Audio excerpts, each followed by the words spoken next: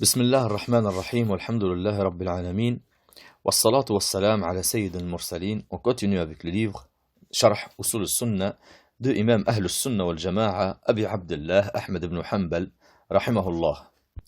Et on est resté dans la partie où Ahmed ibn Hanbal rahimahullah dit ومن لقي الله بذنب يجب له به النار تائبا غير مصرا عليه فإن الله يتوب عليه ويقبل التوبة عن عباده ويعفو عن السيئات.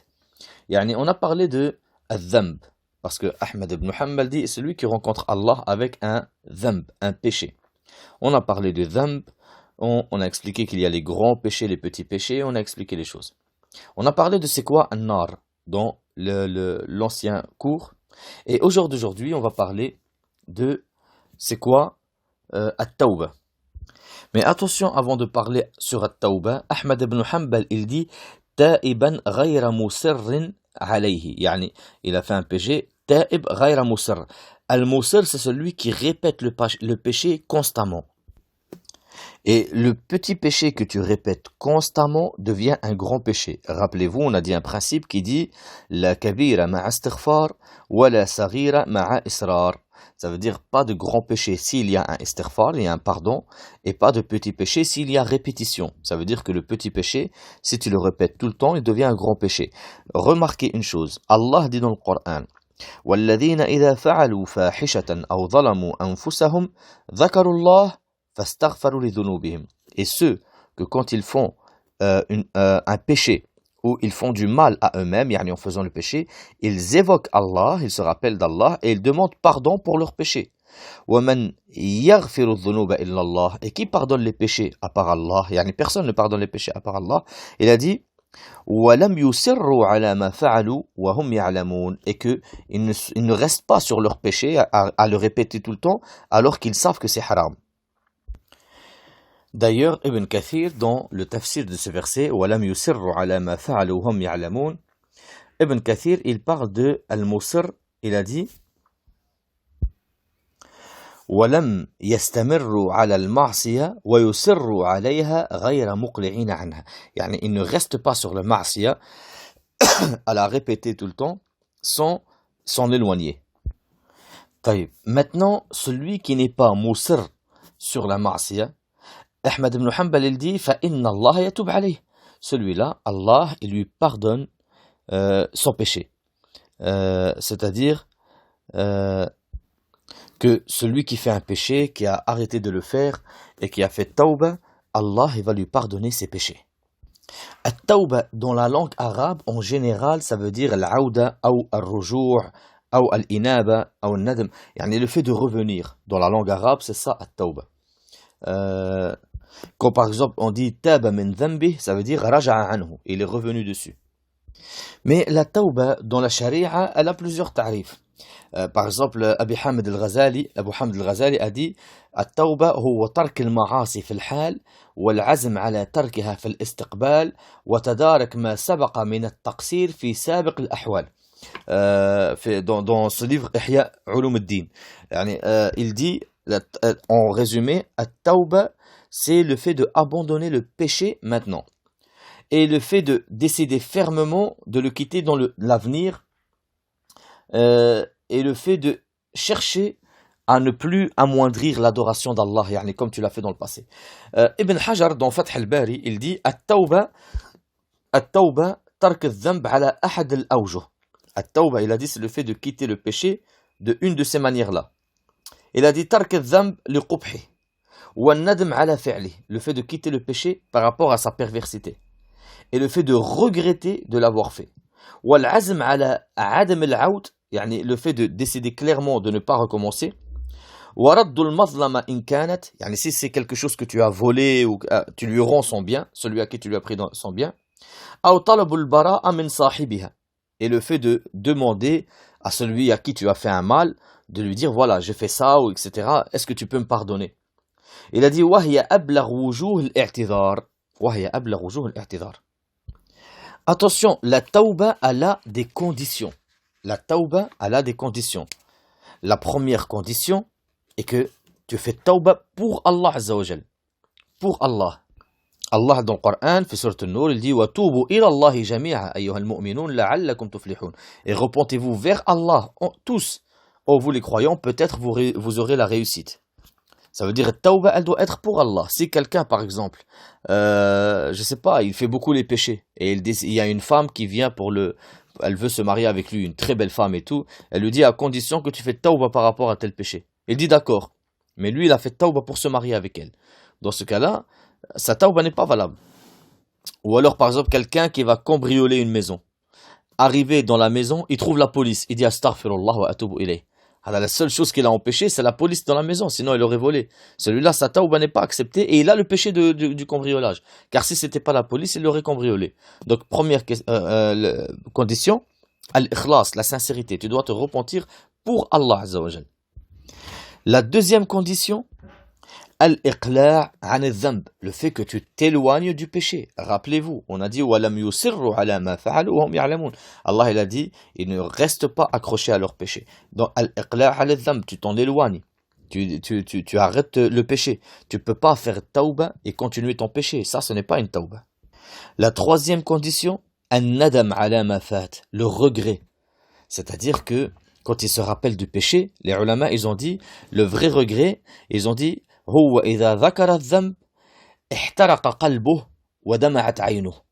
il se rappelle du péché, son cœur le brûle et son œil pleure. C'est ça le vrai regret.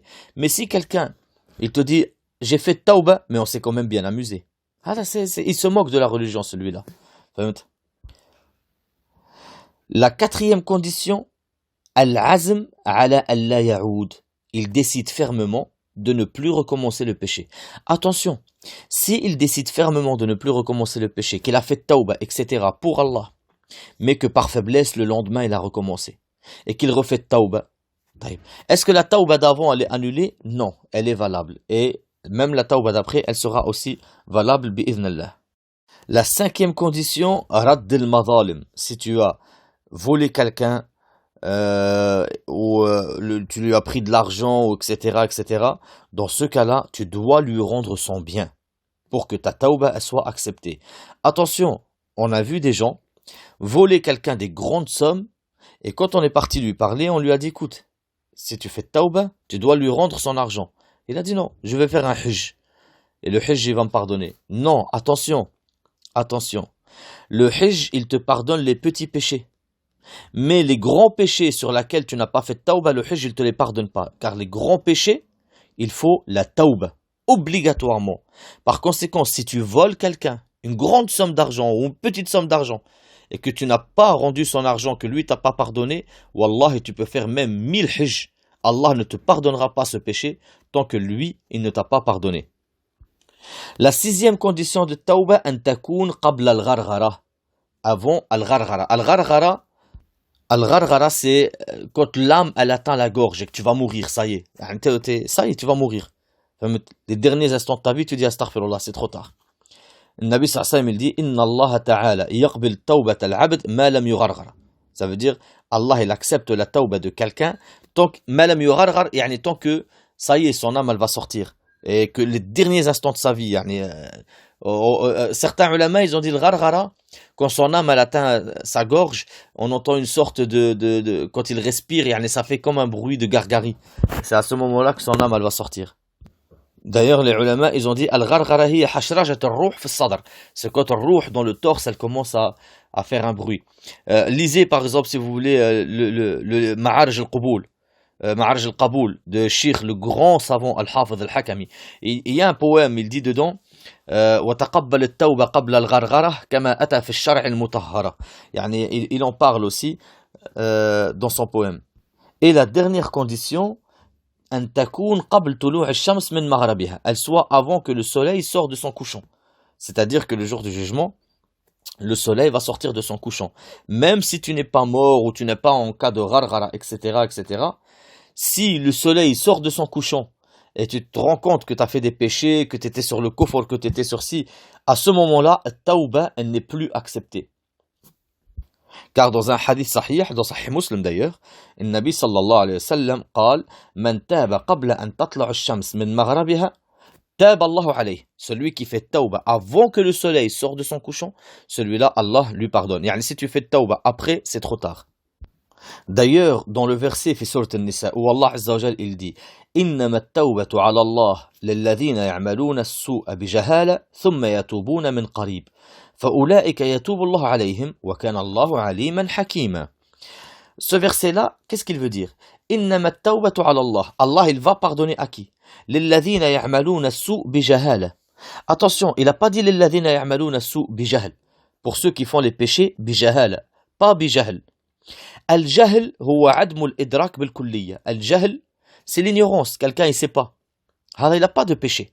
Pourquoi? Parce que Allah, dans le Coran, il dit رَبَّنَا لَا تُؤَاخِذْنَا إِن نَسِينَا أَوْ أَخْطَأْنَا. Ya Allah, ne nous châtie pas si on a oublié ou on s'est trompé. Et le fait que tu te trompes par rapport à quelque chose, c'est que tu ne le connais pas. هذا الجهل. Ou le jahl, يعني, il n'y a pas besoin de tawba. Comme le disent les ulama, al-haram yakun haram حينما يعرف أنه haram. Le haram, il est haram quand tu sais qu'il est haram. Mais il y a une différence entre le jahl ou le jahala. Al-jahala, هو السفاهة. Il sait que c'est haram, mais il l'a fait quand même. C'est pour ça il dit يعملون السوء بجهالة. Il n'a pas dit بجهل. ثم يتوبون من قريب. Ensuite ils font le tawba, يعني proche. Qu'est-ce que ça veut dire proche? Les ulama, ils ont dit هي التوبة في الحياة ما لم يغرغر العبد. Ça veut dire il fait la tawba dans sa vie tant qu'il n'y a pas al-gharghara. D'ailleurs, Ibn Rajab a dit وأما التوبة من قريب وأما التوبة من قريب فالجمهور على أن المراد بها التوبة قبل الموت فالعمل كله قريب ومن تاب قبل الموت فقد تاب من قريب ومن لم يتب فقد بعد كل البعد. Ça veut dire que il a dit tawba min qarib, de tawba proche, comme Allah l'a cité dans le verset dans Sourate An-Nisa, verset numéro 17. Il a dit jumhur al-ulama, l'ensemble des ulama, ils sont sur le fait que c'est la tawba avant la mort. Ça veut dire toute ta vie, il dit, elle est proche. Toute ta vie, elle est courte en réalité. Il a dit celui qui fait tawba avant la mort, celui-là, il a fait la tawba proche. Et celui qui fait pas tawba avant la mort, Allah al-afwa wal-afiya, c'est celui-là qui s'est éloigné d'Allah. D'ailleurs, dans le verset d'après, Allah il explique, il dit وَلَيْسَتِ التَّوْبَةُ لِلَّذِينَ يَعْمَلُونَ السَّيِّئَاتِ حَتَّى إِذَا حَضَرَ أَحَدَهُمُ الْمَوْتِ قَالَ إِنِّي تُبْتُ الْآنَ وَلَا الَّذِينَ يَمُوتُونَ وَهُمْ كُفَّارٌ أُولَئِكَ أَعْتَدْنَ لَهُمْ عَذَابًا أَلِيمًا. Yani, التوبة, elle n'est pas sur celui qui fait les péchés jusqu'à ce que la mort vienne vers lui. Il dit maintenant je me repens à Allah. Ni pour ceux qui meurent en étant kuffar. Ceux-là, nous leur avons préparé un châtiment ardent. Et rassurez-vous les frères et les sœurs, la porte de la tawba, elle est grande ouverte. Allah Azza wa Jal, il dit, يعني عفوا النبي صلى الله عليه وسلم il dit dans un hadith رواه مسلم عن أبي موسى رضي الله عنه أن رسول الله صلى الله عليه وسلم قال إن الله عز وجل يبسط يده بالليل ليتوب مسيء النهار ويبسط يده بالنهار ليتوب مسيء الليل حتى تطلع الشمس من مغربها. Allah, il tend sa main la nuit pour que celui qui a fait le péché la journée, il se répond.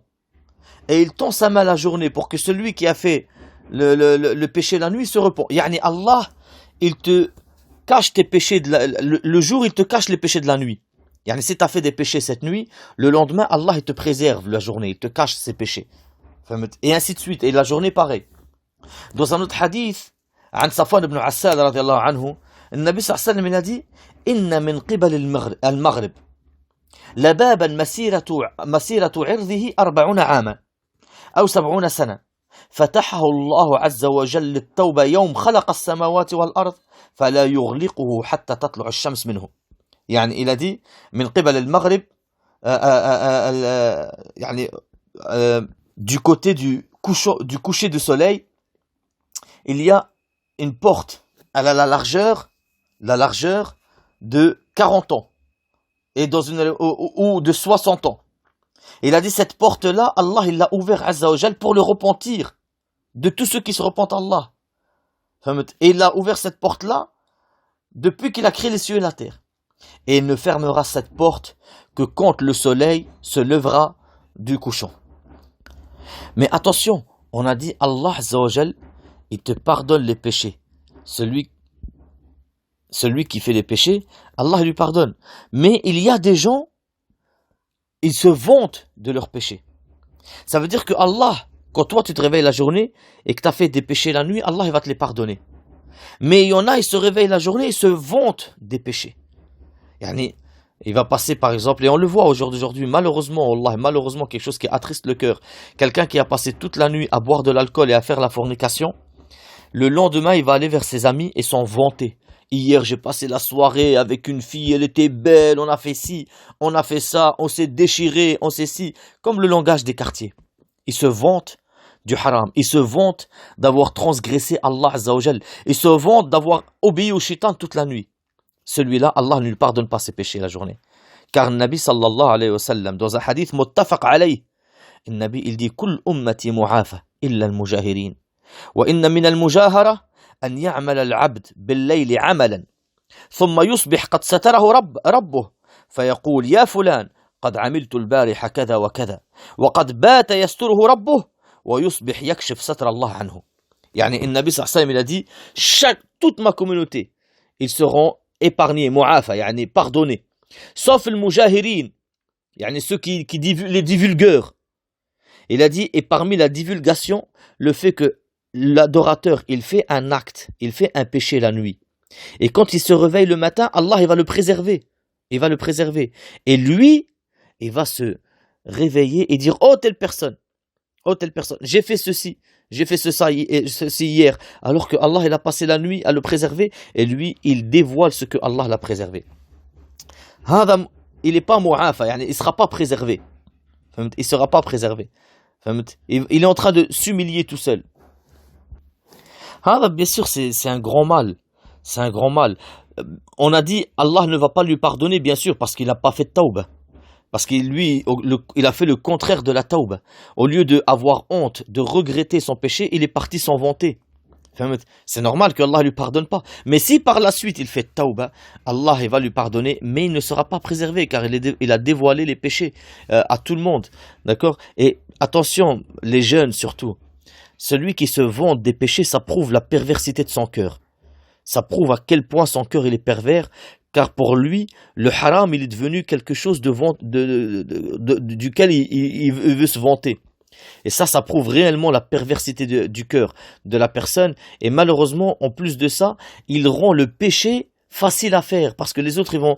certains, il y a des gens qui sont faibles d'esprit, ils vont chercher à le suivre. Par conséquent, celui qui fait ça réellement, il doit se repentir à Allah. Et il doit savoir que Allah Azza wa Jal est clément et miséricordieux. Alhamdulillah, il lui a ouvert la porte de la tawbah. Dans le hadith d'Abi Huraira, qui est dans Musnad, dans Sunan Ibn Majah, le Nabi sallallahu alayhi wa sallam il dit لو أخطأتم حتى تبلغ السماء ثم تبتم لتاب الله عليكم. Subhanallah. Si vous avez fait des péchés jusqu'à ce que vos péchés ils atteignent le ciel et que vous repentez à Allah, Allah il va vous donner le repentir. Et c'est normal de faire les péchés. Le Nabi il dit كل ابن آدم خطاء بصيغة المبالغة يعني va faire des péchés innombrables. Ou le Nabi il dit وخير الخطائين التوابون. Et les meilleurs de ceux qui font les péchés, c'est ceux qui se repentent. Celui qui se repent, Allah il l'aime. Allah il va t'aimer. Allah il dit dans le Coran إن الله يحب التوابين ويحب المتطهرين. Allah il aime ceux qui se repentent, il aime ceux qui se purifient. Et méfiez-vous d'une chose. Le surplus de péché sans faire tawbah, ça ferme ton cœur. Et si ton cœur il est fermé, nas'alullah al-afwa al-afiya. Si ton cœur il est fermé, tu es fini. Tu ne trouveras pas un seul chemin pour faire le bien et tu ne trouveras plus un seul chemin pour sortir du mal. Dans un hadith sahih, عن أبي هريرة رضي الله عنه, النبي صلى الله عليه وسلم il a dit إن المؤمن إذا أذنب ذنبا كانت نكتة سوداء في قلبه. Le croyant quand il fait un péché, un point noir se trace dans son cœur. فإن تاب ونزع واستغفر سقل منها. S'il fait tawbah et s'il enlève ses péchés et s'il fait l'istighfar, son cœur il va se nettoyer. وإن زادت حتى يغلف قلبه. Et s'il continue le péché, ce point noir, il va grossir jusqu'à ce qu'il enveloppe son cœur. فذلك الران الذي ذكر الله في كتابه كلب الران على قلوبهم. Ça veut dire quand ton cœur il est enveloppé, c'est ça الران que Allah il a dit, Allah il a enveloppé leur cœur par rapport à ce qu'ils faisaient comme péché. Attention, lisez le tafsir de Ibn Jarir al-Tabari, dans le verset où Allah il dit dans le Coran, Khatam Allahu ala qulubihim wa ala sam'ihim wa ala absarihim ghishawa. Allah a scellé leur cœur et leur oui, et devant leurs yeux il y a un voile. Ibn Jarir al-Tabari, il explique comme quoi إذا تكررت المعاصي في القلب أغلق فإذا أغلق نزل حينئذ الختم من قبل الله تعالى فليس له للخير مسلكا ولا من الشر مخلصا وذلك الختم الذي قال الله تعالى فيه ختم الله على قلوبهم وعلى سمعهم وعلى أبصارهم غشاوة. Il dit Ibn Jarir al-Tabari que si le péché il se succède sur le cœur il se ferme. Et si le cœur il se ferme, Allah il va sceller ton cœur. Tu ne trouveras plus un chemin pour faire le bien. Et tu ne trouveras plus un chemin pour sortir du mal. Et c'est ça le scellage que Allah il a dit dans Sourate Al-Baqarah. Allah a scellé leur cœur et leur oui. Et devant leurs yeux, il y a un voile.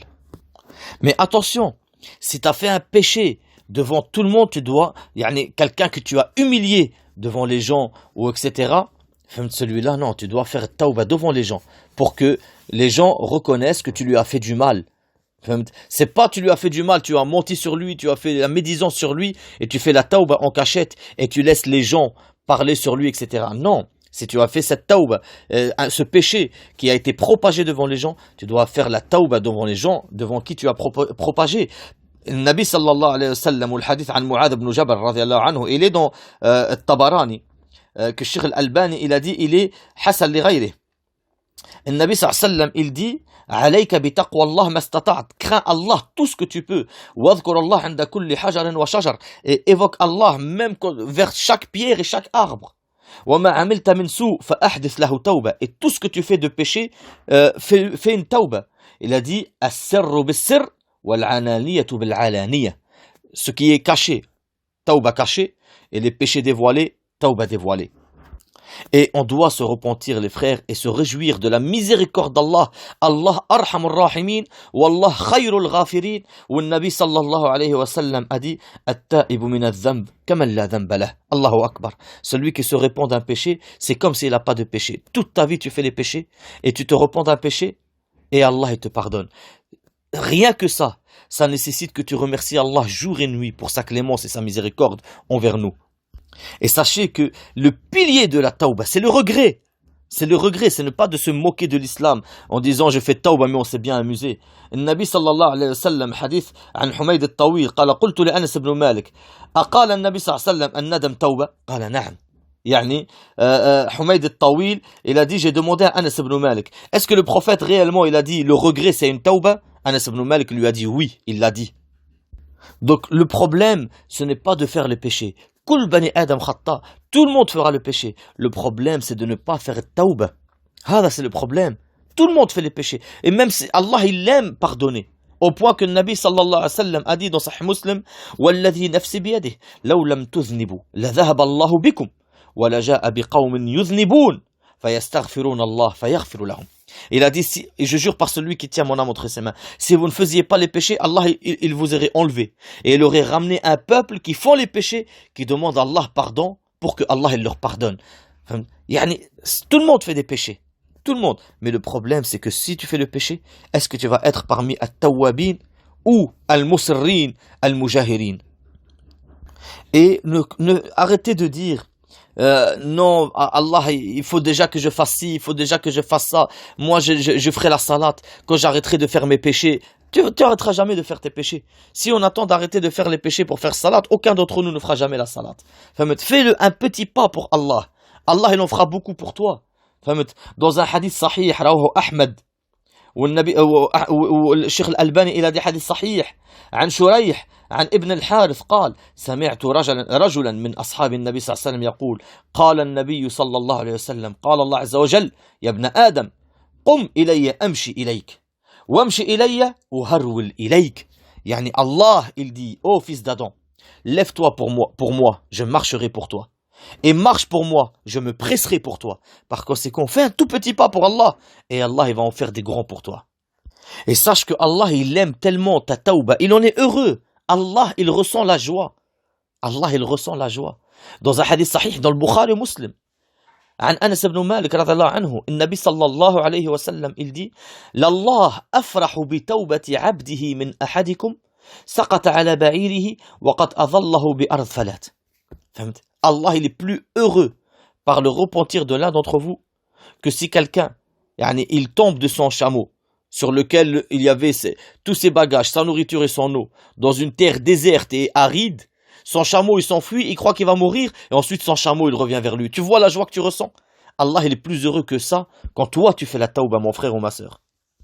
Par conséquent, et je finirai sur ça, et je m'excuse de la longueur de ce cours, je vous conseille, après ce cours-là, faites tout en sorte pour que vous soyez bien. Faites tout en sorte pour que vous soyez bien. Avancez vers Allah, faites des petits pas. Si tu commettais un péché, arrête de le commettre. Essaye, là maintenant, dès maintenant. Essaye de... Si il y avait une adoration, une obligation que tu ne faisais plus, commence à la faire. Là maintenant, lève-toi maintenant, fais le wudu et fais ta salade que tu as manqué. Fais le dhuhr que tu n'as pas fait. Fais le asr que tu n'as pas fait. Fais le maghrib que tu n'as pas fait. Et sache une chose, dans un hadith rawah al-Tabarani, où Sheikh al-Albani il a dit c'est un hadith qui est hasan. An Abi Dharr radiyallahu anhu, le prophète sallallahu alayhi wa sallam a dit Man ahsana fima baqi, ghufira lahu ma mada, wa man asa'a fima baqi, ukhidha bima mada wa ma baqa. Celui qui essaye, quand il fait tauba, il essaye de faire le bien pour ce qu'il y a après. Allah il va lui pardonner tout ce qu'il a fait avant. Mais celui qui n'essaye pas de faire le bien pour ce qu'il y a après sa tauba, il fait toujours le mal. Allah il va le châtier pour ce qu'il a fait avant et ce qu'il fera après. Subhanakallahumma wa bihamdik, ashhadu an la ilaha illa ant, astaghfiruka wa atubu ilayk.